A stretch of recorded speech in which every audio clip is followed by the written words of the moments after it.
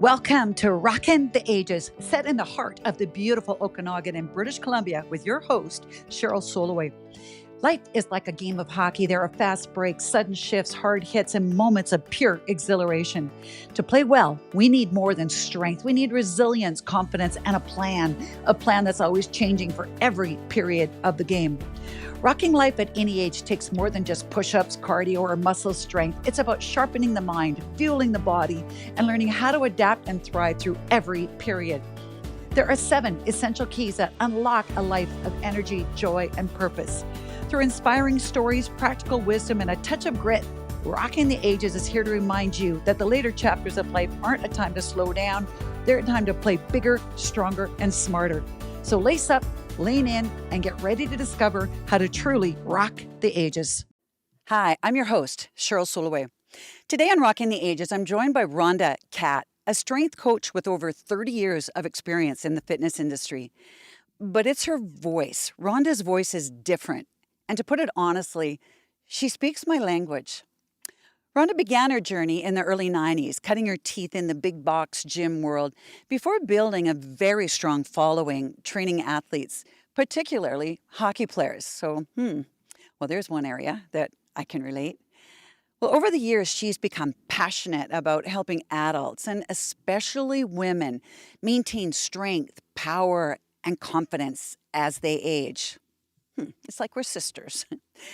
Rhonda's a strong advocate for cutting through the noise of the fitness marketing and empowering women to break free from the fragile stereotypes and instead embrace training that builds muscle and bone density and independence, especially during the critical years of perimenopause. Just wow. But Rhonda isn't just a coach. Rhonda's also someone who faced profound personal challenges. In 2015, Rhonda lost her husband, Peter, to a sudden heart attack at just 45 years of age. That tragedy led her to create Peter's Story. Peter's Story is an awareness campaign aimed at helping others to recognize the signs and symptoms of heart attacks, something that she believes could have saved her husband's life. Through unimaginable loss, she found strength in fitness, not only as a physical outlet, but as a lifeline for her mental health. Running and strength training became the tools that helped her push through her darkest days, reminding her of the power movement has for both body and mind. After owning and running a successful facility for more than a decade, Rhonda recently sold her brick-and-mortar business to return to her first love, which is coaching clients directly and continuing to learn herself. With an unshakable passion for fitness and a sharp critique of the industry's flaws and a deep well of resilience, Rhonda brings a perspective that's equal parts raw, real, and inspiring. Let's go. Hey, Rhonda. Welcome. Rhonda, right off the bat, has warned me that she does not like to talk about herself, and I have told Rhonda not to worry. She has so much wisdom, and she has so much to share, and as I said in the intro, this girl talks my language, so we don't need to talk too much about her. We just need her to share what she knows and her passion, and you can do that, right, Rhonda? Well, I hope so. I know you can. I'm going to say that we have been on the same page for a long time. It almost seems like our whole careers. Now, I'm a little older, so can you start by just telling me how old you are? 53. Oh, 53? Oh, my goodness, you're even younger than, because we've known each other for so long. Yeah. So, boy, oh, boy, then, when I met you probably 30 years ago, Yep.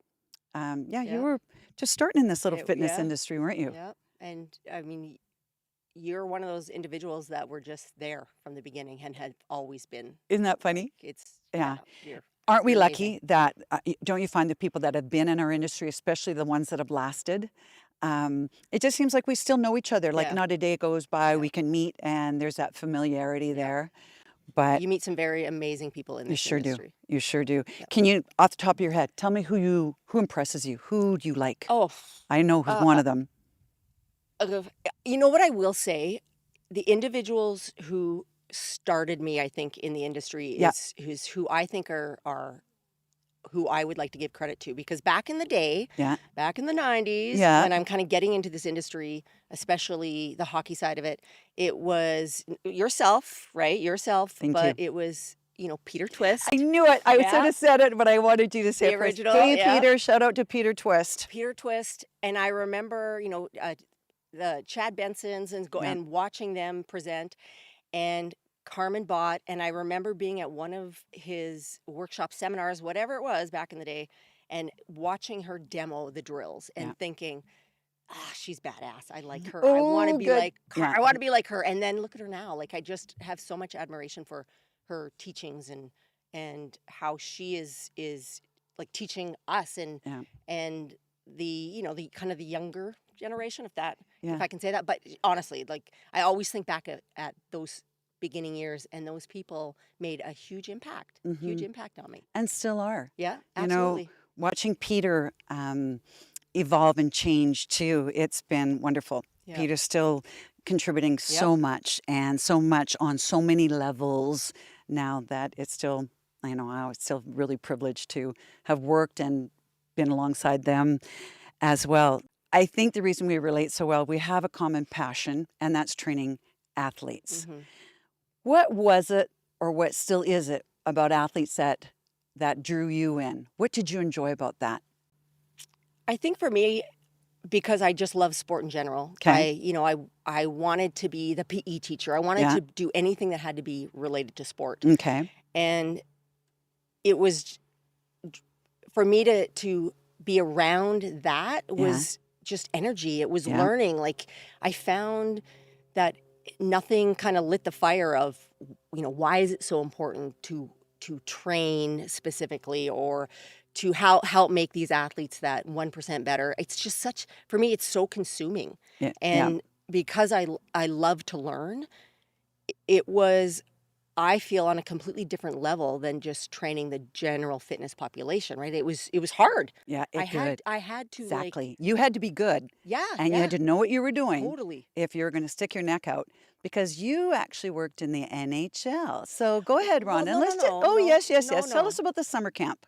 Well, I was fortunate to go to development camp for Tampa Bay Yes, in Tampa Bay. 2018, but They're a pretty good team, Rhonda. Just saying. well, I think, I think I was very privileged to have that experience. Absolutely. I believe Stacy Roost had a lot to do with that, Uh-huh. and working with his son. But it was an experience that obviously I will never forget. Yeah. I am honored that I had that experience, and just to be at that level, Yeah. to see how it all kind of Yeah. runs in the background. Yeah. And I mean, it was scary as hell. Right. I mean, I walked in there just like, wow. Right. But that's my jam. That's what That I is wanna, your jam. That's what I want to feel, Yeah. like that energy. And yeah, it was, I'm proud that I was able to even have a chance to go. Rhonda, you sell yourself so But- short. Well, Like, you don't get lucky. those I'm jobs. lucky. You don't unless you're qualified. I mean, same with me. I was very fortunate, right, that I worked multiple years actually with the Detroit Red Wings, and I had my opportunity with the Vancouver Canucks. But in hindsight, I know that we were very qualified, and we were also kind of bringing a different voice to the table. I know with the Detroit Red Wings, for instance, that they'd been listening to strength and conditioning a lot, and they almost needed another voice to come in and say, hey, what about mobility? What Mhm. about flexibility? And that, we were able to come in and provide a different voice, and they needed that, and they embraced it. So lucky us. I'm going to also share that one of the reasons, I was a physiotherapist for 16 years.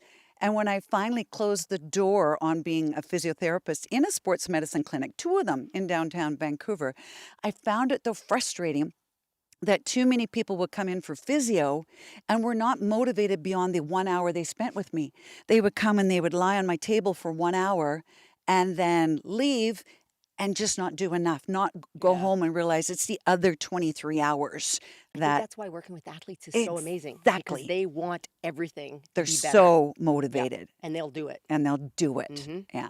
I can, without hesitation, say that that's what motivated me to want to get involved in at a professional level of athletes. I wanted those people that were as willing as I was Mm-hmm. to just Yep. give her. Yep. Give her.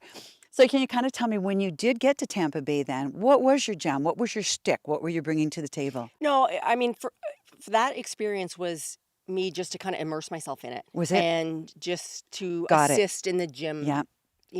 but I was fortunate because I could watch this Yeah. and just kind of to be that individual who, yeah, I'm helping in that gym setting, but I got to see all these other great things. Right. And it, for me, I consider it learning. I just consider it just a great Right. learning Yeah. experience, right? Like I'm not, I don't think I'm going there bringing anything to the table. Oh, I'm learning. goodness. Okay. I'm going there learning. Got it. And Okay. it was So then, great. though, now you come back because what percentage of now you just recently sold your business after how many years of owning? Business owner since brick and mortar business owner since 2011. This second chapter started in 2018. That's when you then at the arena. Like when Yeah, did you move into the arena space? 2018 we rebranded and relocated in that. And that for me, like I always had a dream of Yeah.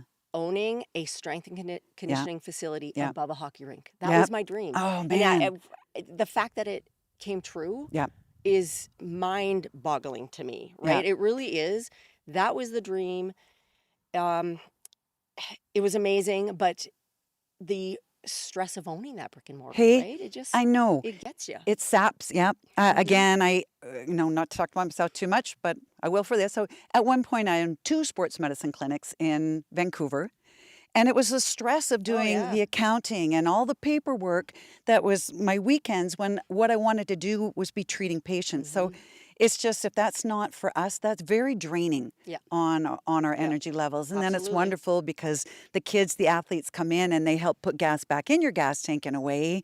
You get to see what they're doing and they're appreciative. So that part's good. But definitely running a business, if it's just not for us and it's not for me, it drains my gas out of my gas tank. It doesn't put, anything back in it.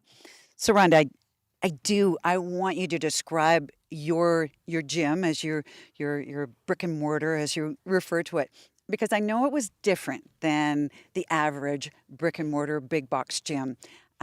Describe that to me a little bit. The facility was, I mean, basically kind of like your traditional strength and conditioning space for athletes. So you Okay. have your turf side, Uh-huh. you have your side, with your squat racks, your typical strength Uh-huh. Uh-huh.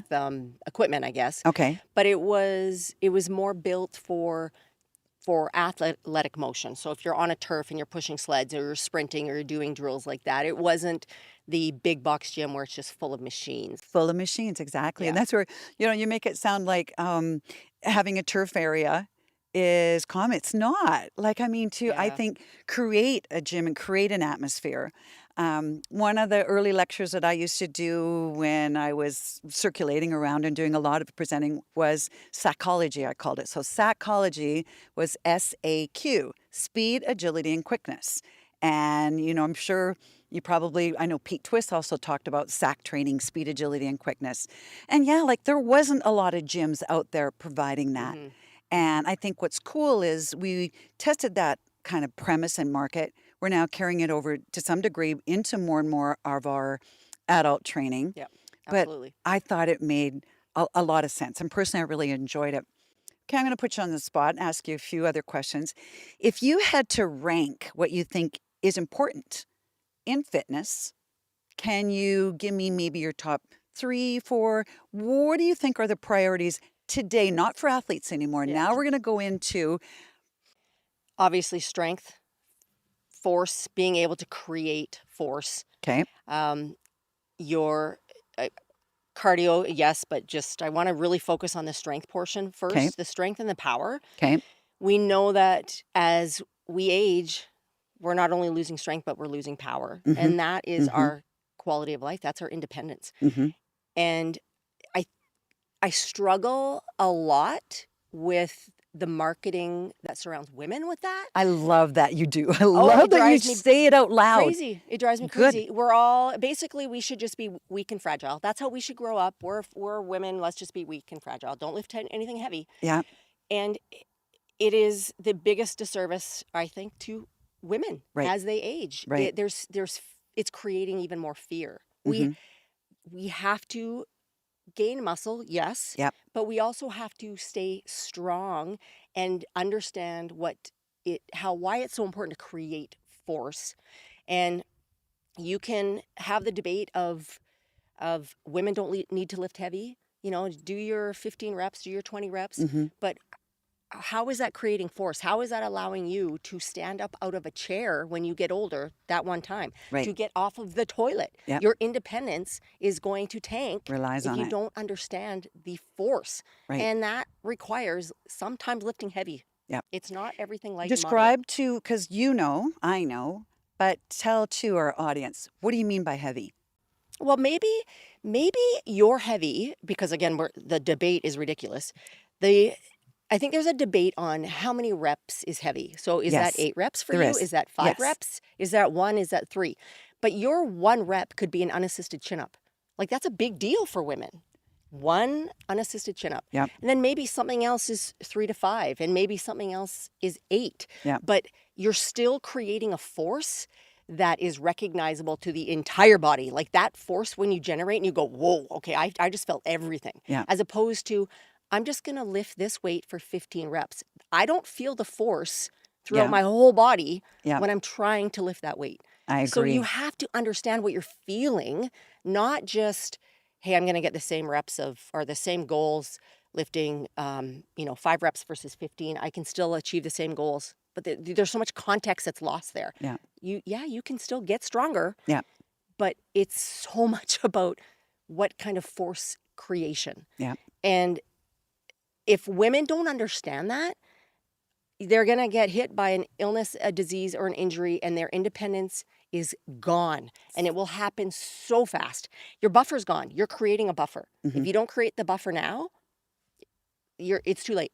It's too late. Can I ask, so I have a couple of girlfriends my age. So I'm 63. And so my sister-in-law, for instance, just turned 65. And two, they've always been fit, always were instructors and followed a pretty impressive, I would say, commitment to fitness. And yet Deb, my sister-in-law, is saying that now when she lifts sort of 15 and 20 pound weights, she's constantly hurting her neck.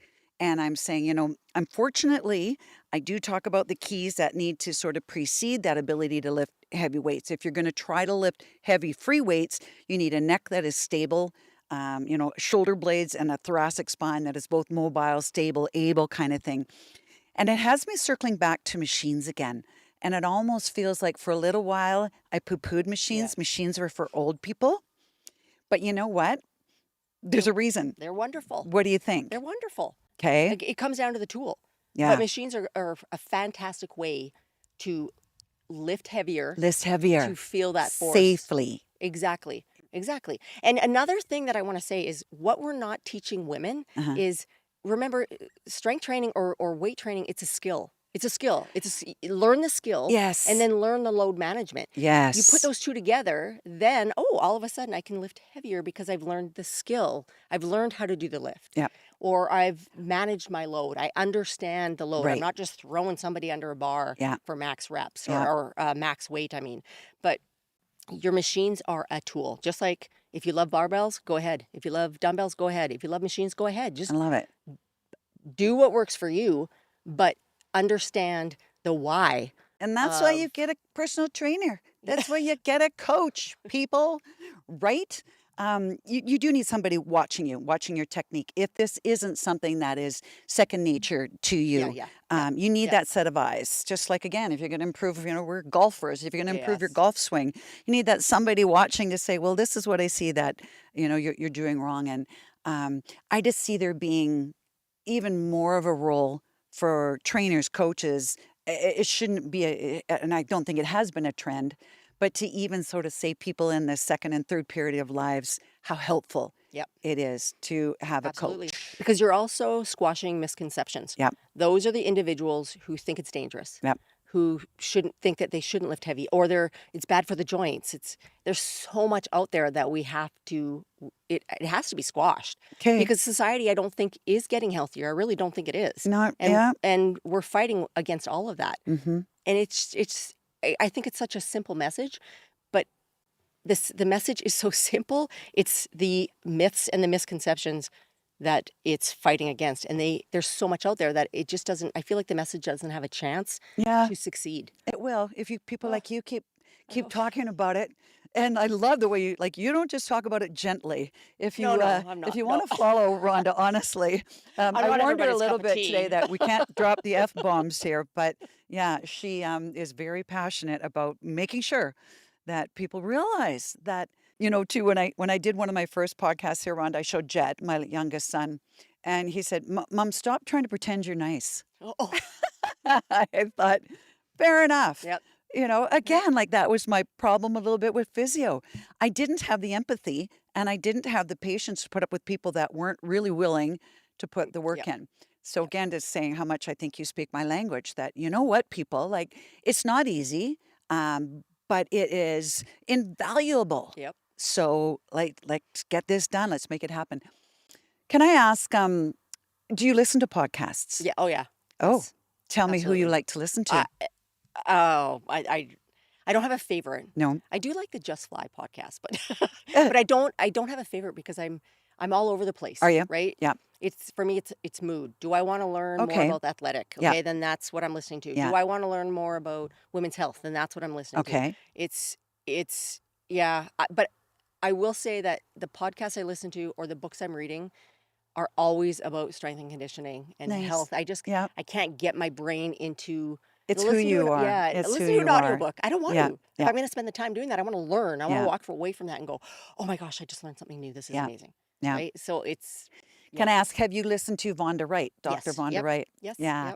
Yep. I've listened to her a lot more just recently too, because it was on strength training. And she's a very big advocate Mhm. as far as, women in particular, just sort of missing that boat, missing that calling. Men seem to pick up on strength training, it's Yep. their thing, it's their jam Yep. kind of thing. And women, we have to convince them more. But for her to discuss how young we need to be making sure too that again, as young as 15 Absolutely. and 15 to 25 is when we can have that big impact as far as keeping sure bone density, our Yep. estrogen levels are up there where they need to be, so people be putting the work in then. That certainly, as I hit my 60s and I try to train my homies in 60, once that estrogen is gone, it gets harder. It's doable. Yep.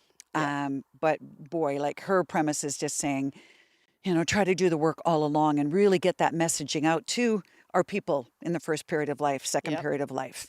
And that's the buffer. So the moms out there of daughters, Yes. you're influencing your daughter. Yes. You're helping build that buffer for your daughter. So strength training at a younger age or introducing them to that not only is helping to build that buffer of muscle and bone density, but it's also building that self-confidence. Yeah. Because Oh gosh, yeah. to get a teenager into a gym setting, many females they're intimidated, they're scared. That's not Oh, what's normal for them. And yeah. it should be normal. Yeah. It should absolutely be normal. It And sure I should. always say you are influencing the biggest influencers are not only parents, but they are teachers and they're coaches. Mhm. So if you're a teacher, if you're a coach, you have to be giving the same message. You have to. So that should be happening in schools. Mhm. We should have all throughout Oh elementary school and high boy. school. Yeah, geez, Strength and Louise. conditioning Yeah. should be mandatory. I Yeah. don't understand why that isn't a thing. I don't care. It's not an elective. It is mandatory Awesome. all the way through. Awesome. Rhonda, a topic I want to explore a little bit further with you is when you're talking about force loads, push pulling. Can I ask, can you do a chin up?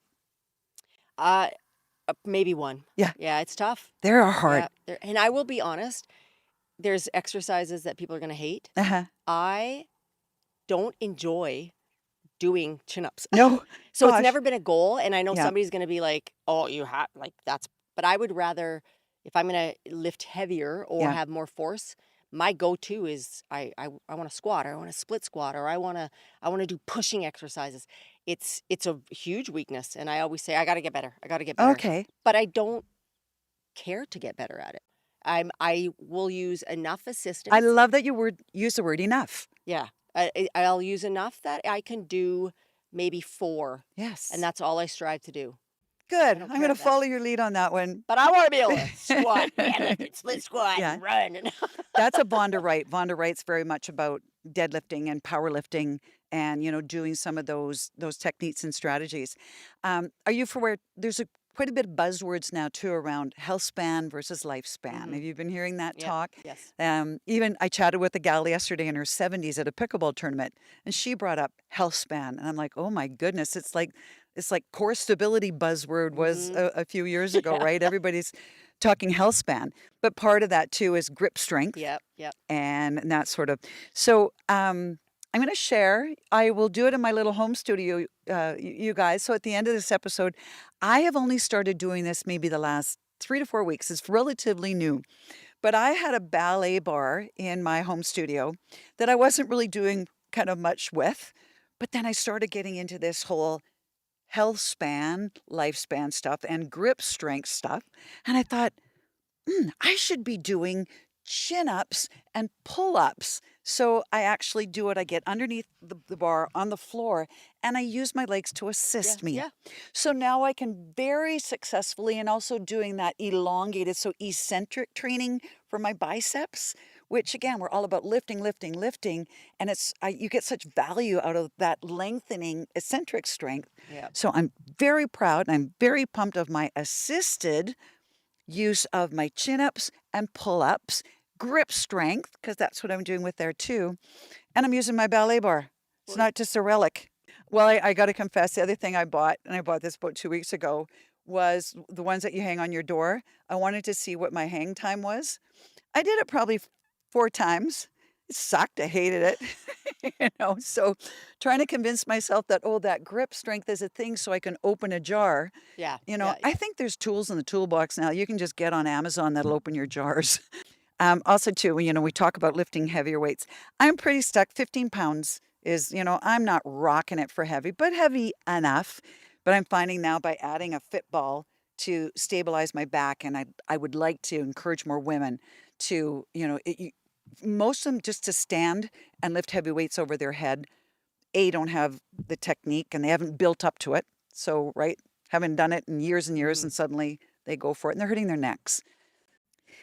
So, Rhonda, we could talk for hours and hours and hours about all of our fitness side of things. But in my 7 keys, of course, there's multiple elements of it. And so I want to get a little bit more personal. You mentioned you're 53. So I'm guessing, are you perimenopausal? Are you getting any signs and symptoms? And tell me Yes. where you're at with that. Yeah. It's I think I'm now in In it? menopause, right? Yeah. So there's your how many months has it been?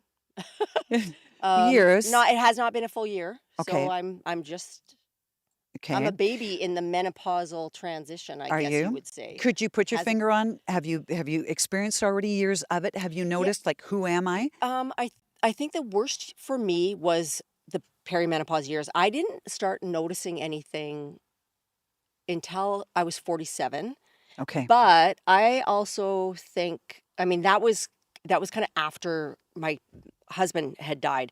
Ugh. So I was going through a lot of shit. Yes. And when I actually legit said, "Oh, could this be perimenopause?" was at 47. Okay. And then I think those years after, like I feel like I'm kind of coming out the other side of certain symptoms maybe, Yeah. but yeah, because for so many years I honestly couldn't understand it. Okay. You don't understand it until you get Yeah. into it. I think it's a hindsight thing, honestly. Oh, yeah. Most of us understand it only in hindsight. Yeah.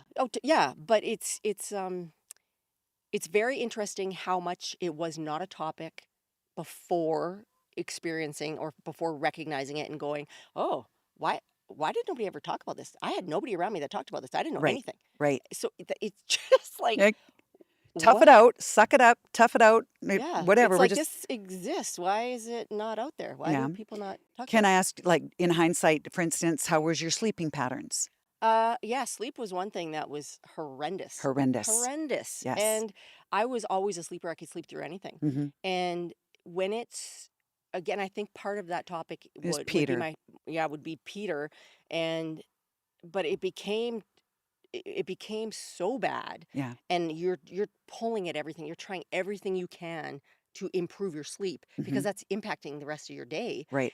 And it it was actually shocking to me how much it impacted my sleep. Right. And even just, I think sleep for me was the worst, and just even how my body was changing. Yeah. That was not normal for me either, right? Like I Who was, am I? yeah, Yeah. even, I don't think the weight gain wasn't, it was enough that it was like, wait a second, why is this happening? Why Right. do I feel different? Right. And yeah, those were probably the worst. I don't think I had any crazy. Well, maybe I did have. I don't know. I don't, maybe I don't Exactly. remember, but Right. yeah, it's quite the experience. It's I quite the think. experience. Yeah. And again, only in hindsight are we that wiser. I interviewed Christine Hatfield, Dr. Christine Hatfield, here about 3 weeks ago, and her specialty is hormone replacement therapy, so HRT. And I did not go down that path. I do kind of think those of us involved in the fitness industry, it was helpful. Like, it seemed to help get us through, I think, those years. The fact that the physical fitness must have helped. Yeah. Do you feel that way? Absolutely. Whether it gave us Absolutely. mental toughness, physical toughness, and because in hindsight, like, I think on a scale of 1 to 10, I struggled at a 1, although I haven't slept in 30 years, so sleep was always a problem. And I don't know if I chalked it up to that, but boy, to listen to Christine really put the pieces together Mhm. of how when that estrogen changes, everything changes. You brought up weight gain. Well, I mentioned for me at 45, I was like, too, like, where's this belly coming from? And it was just kind of a thickness. I carried it well because I was fit. And what I put together was I was finding I suddenly was not metabolizing gluten. So I read Wheat Belly.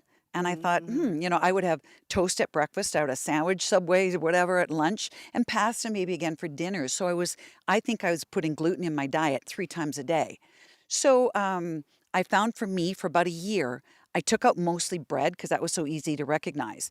But I did find it helped. I found my gut expansion. I responded to that. But Christine just simply said, gee, as that estrogen's changing, guess what? You will not metabolize foods that you always had previously, Mhm. and that should not catch us by surprise. And even our hormones with teenagers, and then our hormones in perimenopause, and then our hormones or lack of them now in this third period of life, we need to keep reevaluating it. How Yeah. has it affected my gut health? Do I need to change my diet? What can I no longer metabolize the way I could? And not take it personally either. It's not our fault. Yeah. We just Yep. have to change. We Yep. need to change our strategies. And Yep. I like, again, the analogy to coaching and, being in hockey, that you've got that coach in the third period that's saying, guess what? I need you to take shorter shifts. And you know what? I need you to get your skates sharpened, kind of thing, that you don't go into the 7th game of the Stanley Cup in the third period and coast. That Right. coach is a plan for those players in the third period. And that's how I see us now in the fitness industry, that we should be able to share what we know, but drawing in information from all these other experts about whether it's gut health, mental health, and those Yep. strategies, and Yep. put it together. It's a little shocking how many women just deal with it. Yes, isn't it? Like, you see the Facebook posts, Yeah. oh, another day I'm not sleeping. Yeah. Women feel bad about, I think, almost admitting or complaining. Yeah. We're, I think, kind of used to dealing with pain once you've given birth or Yep. whatever. They're That's part of entitled to it. feel better. Yes. You are entitled You are to feel entitled to better. feel better. You just got to find the right people to help you. And now you're that somebody that can teach others, share your wisdom. Stay tuned, everybody. Thank you. Thank you, Rhonda. Thank you. I appreciate it. Thank you. Hi, so we're back in my happy place. What a great conversation today we had with Rhonda Catt. I love how she cuts through the fluff. And it's like, we need to get serious about strengthening and about increasing our muscle mass and strength. So here's what I do at home. I've taken an old ballet bar so I can do some assisted chin-ups, pull-ups. I do a series of push-ups and then some weights. So give this a try. I think you'll find that it's doable and it sure provides results.